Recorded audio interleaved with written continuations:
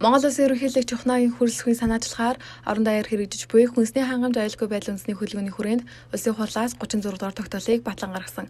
Тус тогтоолыг хэрэгжүүлэх арга хэмжээ үйл ажиллагааны төлөвлөгөөг ерөнхийлөгчийн үйлдвэр үйлчлэгээний бодлогын зөвлөх Давбаяр нийслэлийн засаг даргын тамгын газар танилцууллаа. За Монгол Улсын ерөнхийлөгчийн санаачилсан хүнсний хангамж аюулгүй байдал үндэсний хөдөлгөөн хүнсний хосгол болон улс орон дээр өнөөдөр хэрэгжээд явж байгаа. Дөнгөж сайхан бид 5 аймагт ашиад ирлээ. Өнөөдөр нийслэлийн засаг даргын тамгын газар 36 дахь тогтоолоо танилцуулж байна. Монгол Улсын ерөнхийлөгчийн санаачлагыг дэмжин ажиллах, цаашлаад энэ тогтоолтой холбогдуулаад мэдээлэл сургалт сурчлагаа бас явууллаа. Тэгээд удахгүй нийслэлийн засаг даргын тамгын газар маань хүнсний хосголынхаа нээлттэй их юм байна. За нийслэл маш их хүн амтай. Сая 600 мянган хүн амж амьдарч байгаа юм чухал. Тийм учраас энэ хүнсний хангамжийн асуудал бол нийслэлд маш чухал байгаа. За Монгол Улсын ерөнхийлөгчөөс санаачлаад хүнсний аюулгүй байдал, хүнсний хувьсгал энэ хүнсний асуудлыг нэг мөр зэгцлэх, нэг шат ахиулах ийм зорилготой төрийн байгууллагуудын хүчийг нэгтгэх, хууль эрх зүйн орчинд нь өөрчлөлт оруулж нэгдмэл болгох энэ санаачлаг гаргаад энийг улсын хурл дэмжиж хүчин сургууль тогтоолыг гаргасан. Хүнсний хувьсгалыг дэмжиж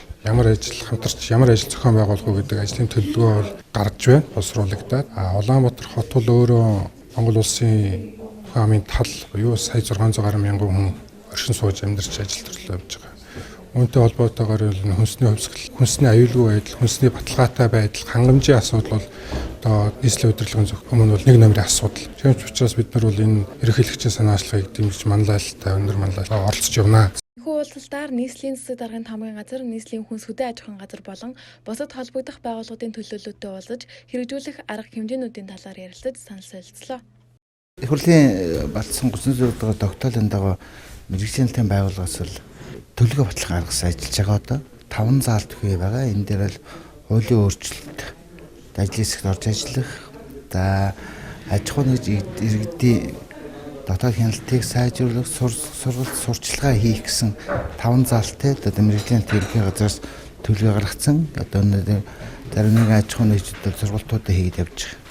Монгол Улсын нийслэл Улаанбаатар хотод хүн амын дийлэн хувь амьдардаг. Иймд хүнсний хангамж аюулгүй байдал чухлаар тавигдах ёстой. Энэ хүрээнд нийслэлийн засаг даргын тамгын газраас эрх зүйн орчныг сайжруулан үйлдвэрлэл үйлчлэгийг хөгжүүлэх, мэдээлэл зөвлөгөө өгөх, аюулгүй байдал стандартыг хангуулах тал дээр хамтарч ажиллахаа илэрхийллээ.